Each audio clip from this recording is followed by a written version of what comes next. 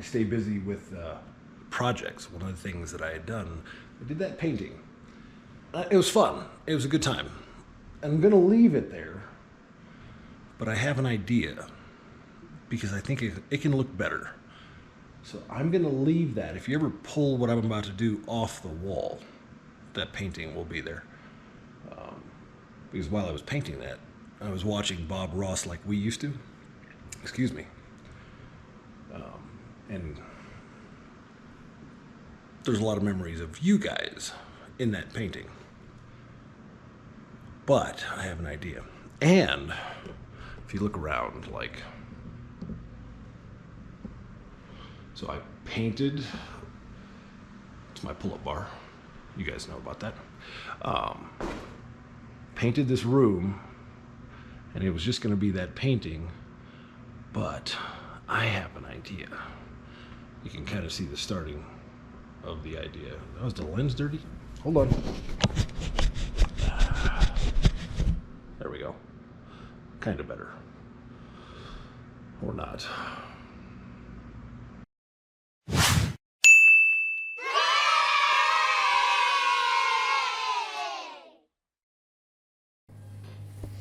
Lots of projects.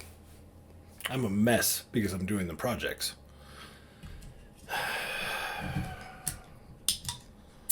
Brian Jazz. Long story behind that. Way too long a story. I better get the frickin' audio right on this one. This frickin' I bought a new screen recorder, and I bought new video editing software. All this software, and then the audio got all jacked up with the echoing and whatnot. I messed it all up. That's the thing about projects. At first, it freaking sucks. You mess everything all up. The living room is an absolute freaking mess right now, but we're gonna fix that.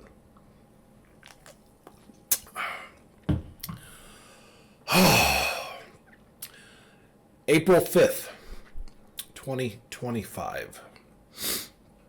I started recording one of these, a few days ago. And that's a whole other thing too.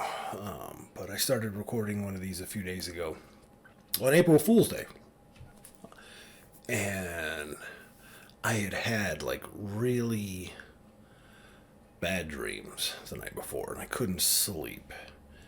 And I told you I heard Mom's not doing well and weighing on me, So I stopped the recording. I'm like, I'm going to make one for Mom. Send out the good vibes, positive energy. Didn't work. I tried, though.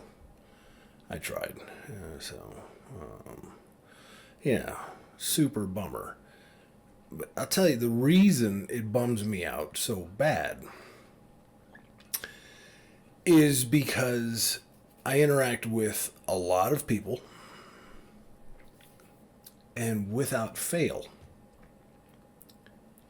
everybody has this negative self-image. This shirt is all stretched out. This is my project shirt. I decided this is my least favorite shirt, and I don't mind if it gets paint on it. But it's all stretched out, and I hate when things touch my biceps. I don't know why. Anyway, pull it together, Dad. Negative self-image. Well, there you go. I feel as though I have small arms, and so I don't like. I've never liked anything touching my biceps. It's the exact same thing I'm talking to you about. Turn this up a little bit. Yeah, hold on. There we go. A little bit. That's better. But without fail, especially as kids, and it can manifest its way into adulthood. But everybody deals with negative self-image. video. My girl Dana Lynn Bailey. It was yesterday, I think. I lose track of days. But yesterday I was going to get my workout on, so I was checking out Dana Lynn and the DLB. And I came across a video she had posted about a year ago. Now, Dana is a fucking rock star. Not literally. She's just the proverbial rock star. And I was watching the video, and, well... I guess I'm sort of like bummed out because I spent a lot of years just not liking myself, so you think about it.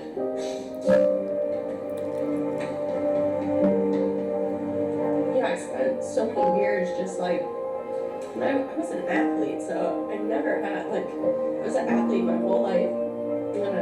You never think of athletes being insecure. You think of them being super confident, and on the field, super confident. In regular life, I'm not very confident.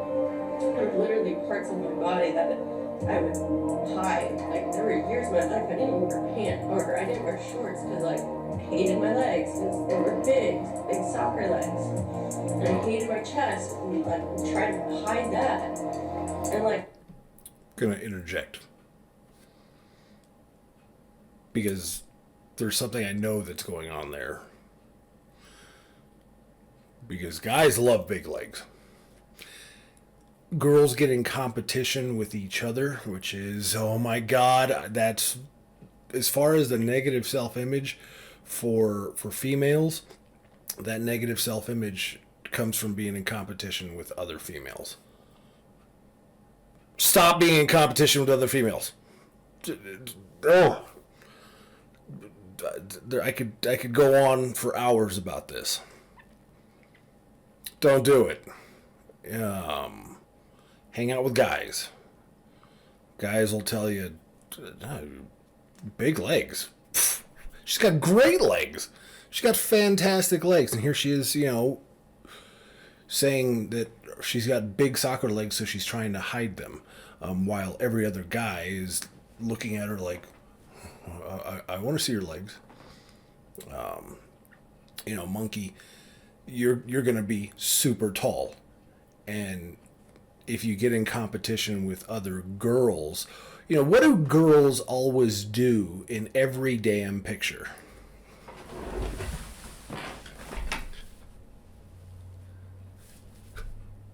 They're trying to make themselves smaller. Don't do that. Guys love tall girls. Guys love short girls too. It doesn't, like, think about the people that you want to be with, not the people you're trying to impress. Gets me worked up because there's no need for people to have this sort of negative self-image. I just think of like how life would be so much easier if you just like accepted yourself a little bit. Yikes. So a lot of ups and downs, and I went on and played soccer and where that Rob played soccer for Westchester University, and I didn't get into the gym until soccer was over. Well, all right. So she starts talking about getting into the gym, and that's where confidence came from. But she also talks about her dad in this video, which obviously is going to strike a chord for me. Her parents in general, and it bums me out that we're going through this and nobody has taken into account, hey, this can be detrimental to the girls. That upsets me. So if you see me get worked up, that's why. Because that's the kind of shit that happened. It happened to Mom. It happened to my biological mother. It happened to a bunch of people where they didn't get the validation that they were looking for. And it ended up fucking them up badly. Now that can be motivating. You can turn that drive, that you can turn it into a drive to be better. That's why when she says, how life would be easier if we just accepted ourselves, I like that she put on a little bit. Because if you want to change something about yourself, then do it. We talked about that, body positivity thing all went away the moment Ozempic came around because people were full of shit. Yeah, they were more than willing to tell everybody else, oh, you stay the way you are. Meanwhile, they're like, I'm going to fucking change this about me. See? I get all worked up about this because I don't want you guys being all scarred. All right, let's take a deep breath. All right. I'm going to show you a technique. Right now, I'm feeling worked up. What is working me up? What is the actual emotion I'm feeling? Got some annoyance. Frustration. Okay, why am I frustrated?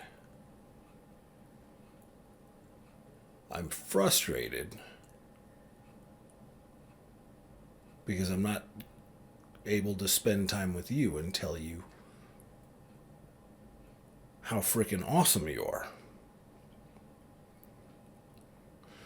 And it's not just about telling you how awesome you are. It's how awesome you can be, too.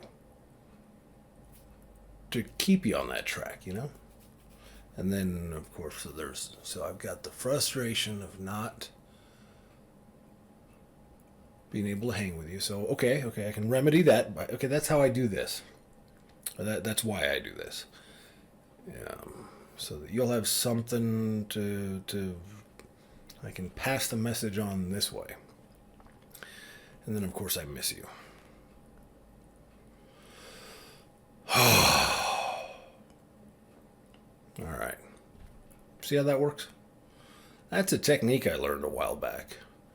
Where you go, okay, what is going on? What's the emotion I'm feeling? Okay, here's the emotion I'm feeling. How can I counteract that emotion?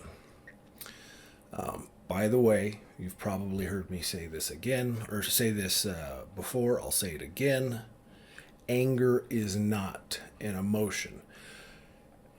Mental health professionals will tell you that it's a secondary emotion. It is not. Mental health professionals.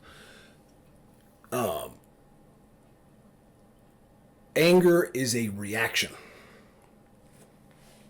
If something were to burn my arm right now, ow, that's a reaction.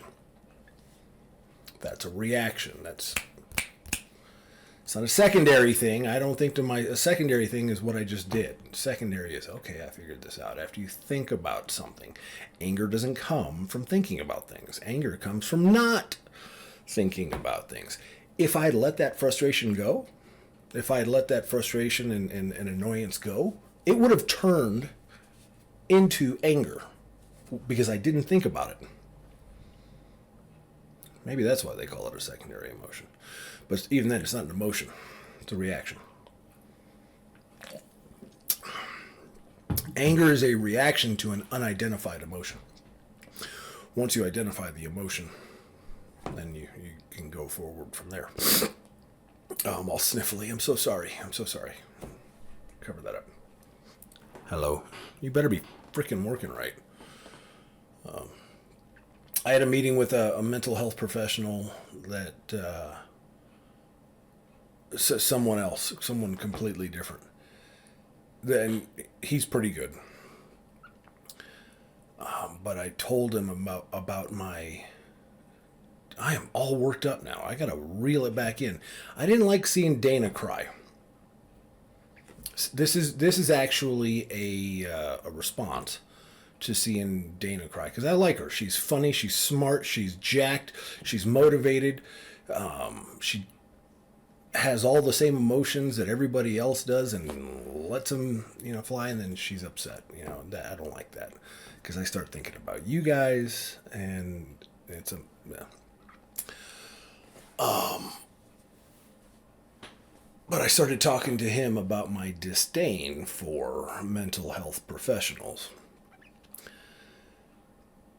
And we had a good conversation because I think I was able to convey my thought process fairly well. Here is why I don't like mental health professionals. In general, that's a generalization. There are some that are good. I'm going to make the analogy of a physical trainer, a personal trainer that you see at the gym. To become a personal trainer, you read books. You do academic type things. You only need what is called rote memorization. Rote memorizations, there's 4 levels to learning. There's the rote, there's the understanding, there's the application, and then there's the correlation. 4 levels. Rote. Okay.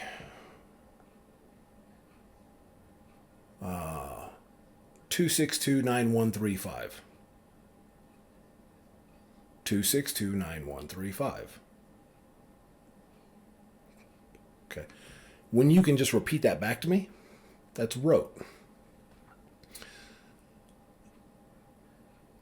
2629135, and then you understand, oh, that's a phone number. Oh, okay. That's a phone number. That's understanding. You go over to a phone and you type in 2629135. You've just applied it. That's the application. Now you know how to apply that information. Then finally, correlation. You can correlate it to things. Is, oh, other people have phone numbers. I have a phone number. We can all communicate. Communication comes through knowing these numbers. You are correlating that information to other things. And that's the final phase of learning. But to become a personal trainer, all you need is rote. That's it. To become a mental health professional, all you need to graduate is rote memorization. You need to be able to recite things, and you can have no understanding of what the hell it means. You don't have to have had applied it in any way. And here's why. Because if you go in as a mental health professional, you go in and you do your internship and all that stuff. Well, if you fuck it up, well, that's just chalked up to the person who's come to you for help having their problems. There's nothing wrong with the mental health professional and what they're doing. It's put on the patient. And then these mental health professionals will go off and continue to do a horrible job, leaving a trail of frickin' disaster behind them. Now, that's not all of them. Okay? We're clear on that? It's not all of them. A personal trainer, same thing. And then more often than not, back in the day, back in the 80s and 90s, you saw a personal trainer, they were frickin' jacked. They were eating right. They were using the right techniques in the gym. They knew what they were doing. They applied it and they correlated it. These days, I see what personal trainers look like. And they have no understanding of what they're doing. They don't apply it. And correlating, no way. They can't correlate. Okay, so the eccentric part of the workout, the reason that is because when a muscle is contracted, that's its strongest point, Anyway, I digress. So what ends up happening? Personal trainers now have no idea what they're doing. Generalization. And the gym going public, the ones that do go to the gym, are taught fucking horrible things. My God, I am really worked up.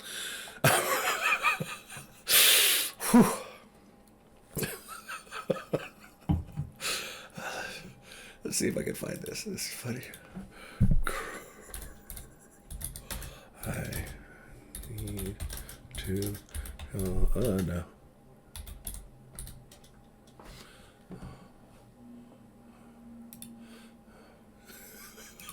There we go. It's on TikTok. Is it going to work? Are you kidding? That's unfair. She made those. I need to calm down. Everything's fine. Amanda. I'm an adult. Hold on. One more time. Are you kidding? That's unfair. That's twice. She made those. I need to calm down. Everything's fine. Amanda. I'm an adult. Oh, that's great. Okay, hold on. Last time, I promise. I like it because the level of self-awareness it takes for her to do that. Are you kidding? That's unfair. She made those. I need to calm down.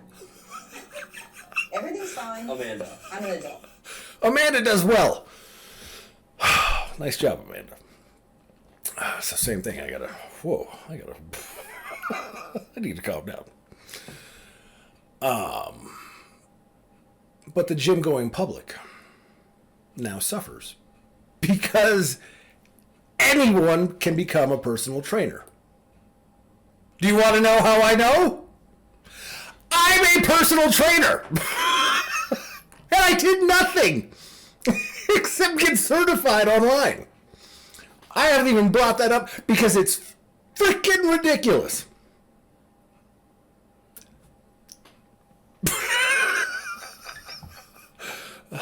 The document is in my folder somewhere, but I am a certified personal trainer by going and freaking getting registered on. God, that's where that comes from. That's why I'm so annoyed by it. I'm like, yeah, I have a decent idea of what I'm doing. Should I be training other people? No. But it goes a step further. Because DLB, Dana, is a health guru. If someone was going to look for someone to train them, you would look for someone like Dana, who knows what they're doing, understands what they're doing, applies it, can correlate it to other parts of their life. But Dana doesn't train anybody. Why?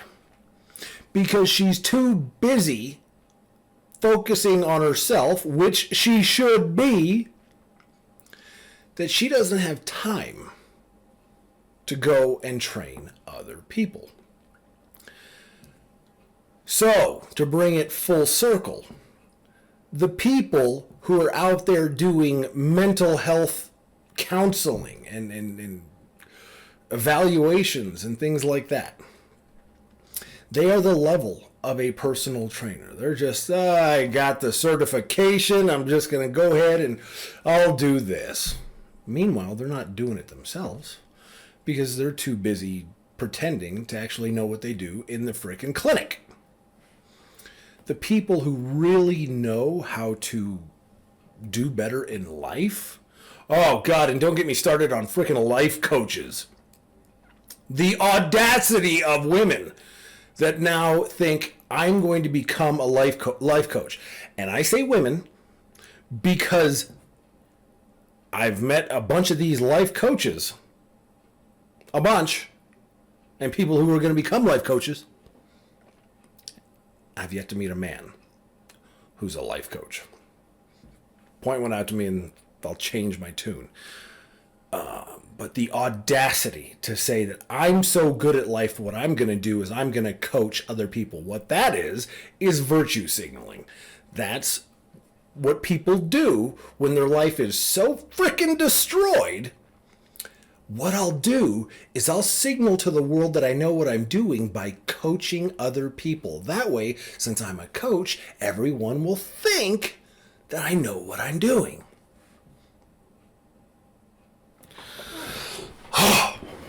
This all started because I saw Dana cry. Freaking ridiculous. What? Oh. Who's this?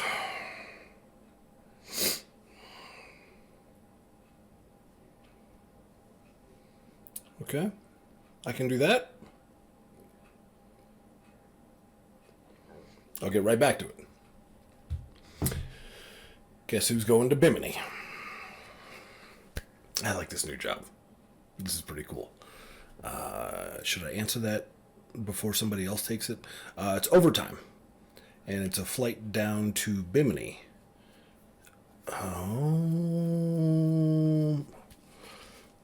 30 seconds.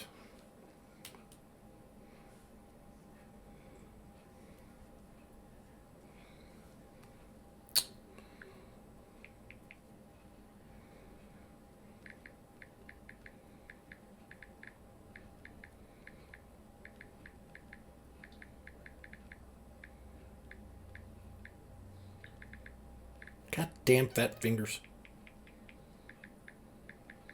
And autocorrect. No, no.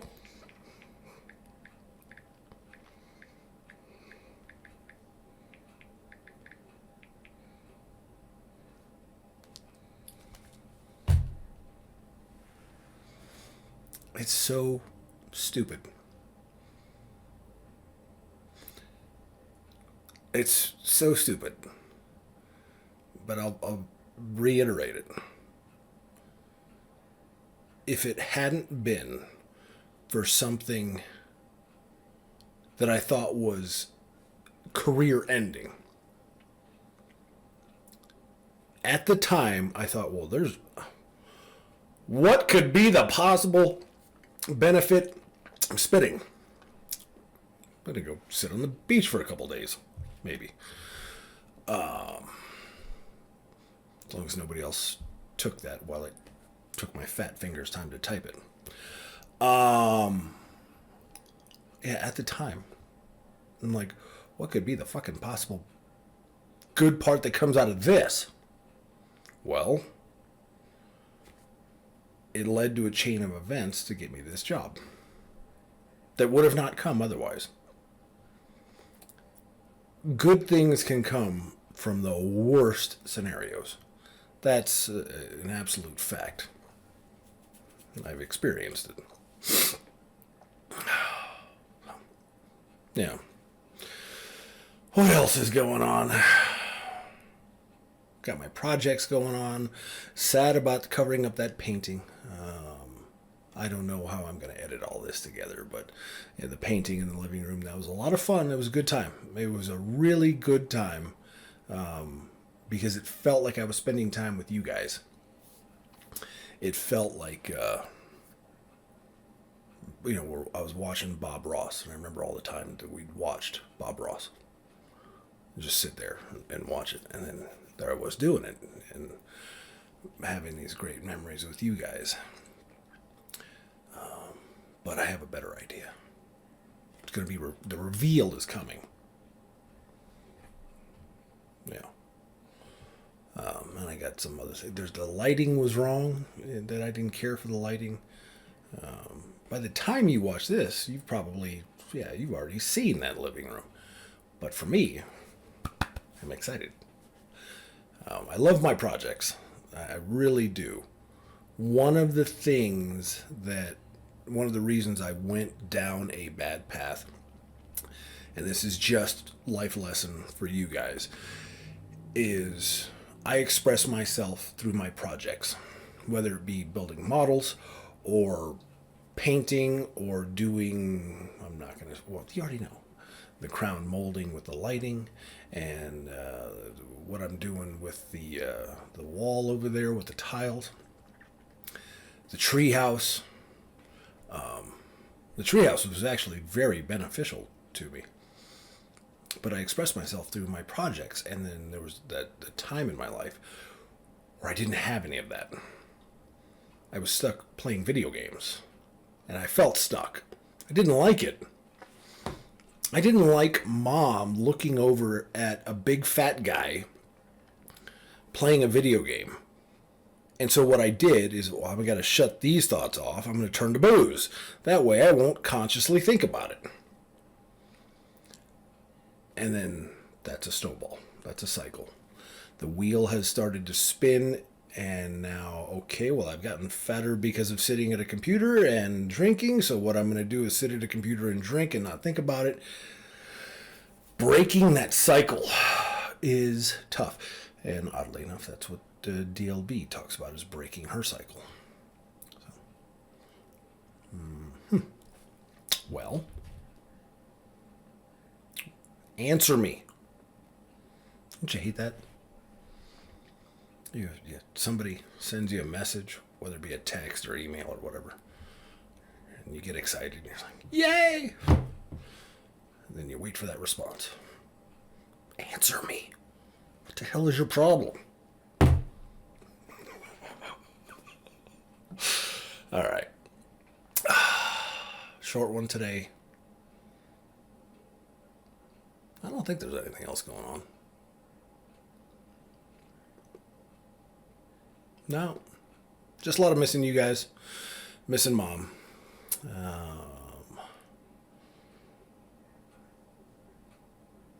Yeah. Okay. I'm going to wrap it up. I love you. I miss you very much. Something I thought of. Let's see. Something I thought of here. I looked at my phone and I thought of something.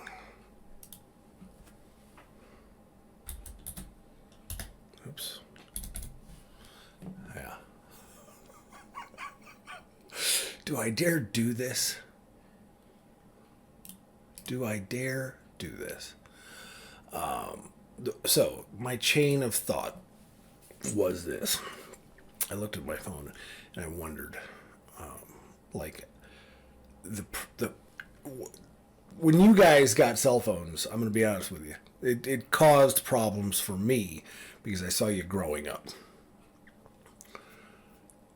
And so I looked at my cell phone right there, and I remember a couple reactions that you guys had to, whether it be texting or getting on the internet. Grace, your first experience of dealing with someone online. I remember, yeah. But when I was just looking at that, I thought about this. Grace's first cell phone call. I can't talk about it, okay? And I'm a little busy, so hold on, okay?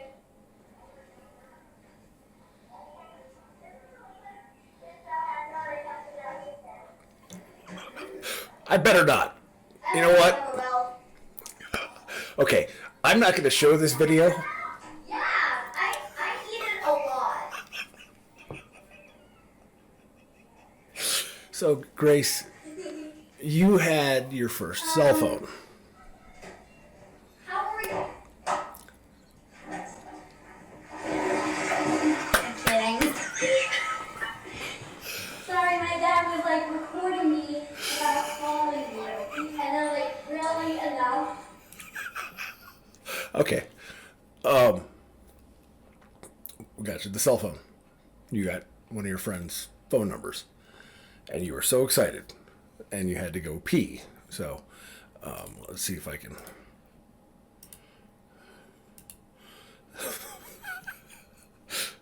All right. So this is going to be blurred out, even though there's really nothing you can see. But I like Taco Bell. that's you sitting on the toilet. Yeah, I eat it a lot.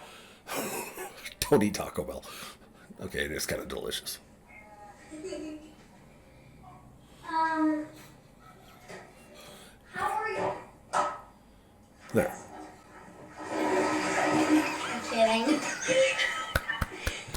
Sorry, my dad was like recording me about calling you, and I'm like, really enough? And then you'd go back behind your little spot on the couch. Dad, enough.